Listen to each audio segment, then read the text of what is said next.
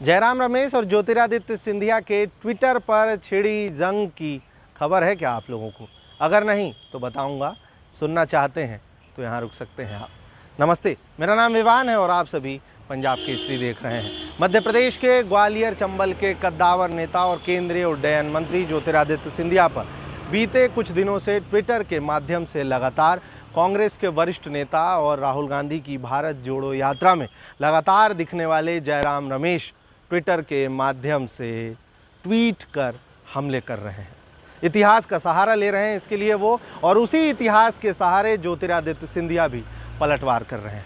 उनके एक ट्विटर पर ट्वीट किए गए हमले के बदले में पलटवार करते हुए ज्योतिरादित्य सिंधिया ये लिखते हैं। मैं अपने फ़ोन का लॉक खोलता हूँ और बताता हूँ। उन्होंने पलटवार करते हुए लिखा है कि कविताएं कम और इतिहास ज़्यादा पढ़ें।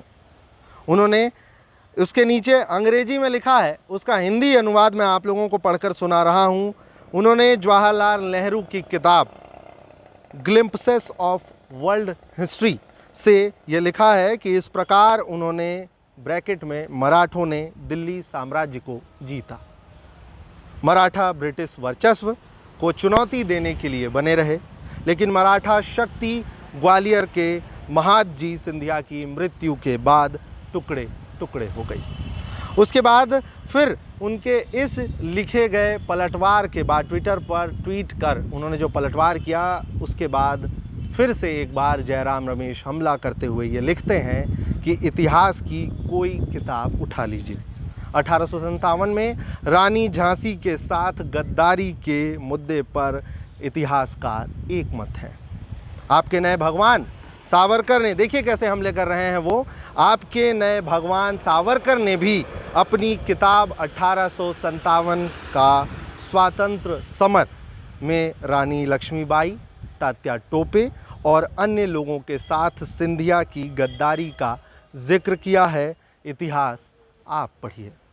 किस तरीके से जंग चल रही है आप लोगों को इन कुछ ट्वीट्स से समझ आने लगा होगा। उसके बाद फिर तुरंत पलटवार करते हैं ज्योतिरादित्य सिंधिया और लिखते हैं, कभी 1857 के वीर शहीद तात्या टोपे के वंशज पराग टोपे की खुद की लिखी किताब ऑपरेशन रेड लोटस पढ़िए।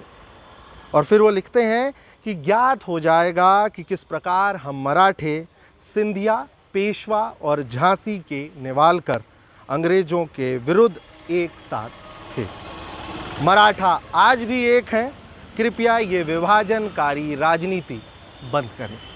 कुछ ट्वीट्स के माध्यम से पढ़ करके मैंने आप लोगों को ये बताने का प्रयास किया कि किस तरीके से लगातार कांग्रेस के वरिष्ठ नेता और केंद्रीय उड्डयन मंत्री के बीच ट्विटर पर जंग छिड़ी हुई है, और मैं वो हर खबर पर अपनी पैनी नज़र रखता हूँ जिससे आप लोगों को कुछ सोचने, समझने और विचार करने का मौका मिल सके।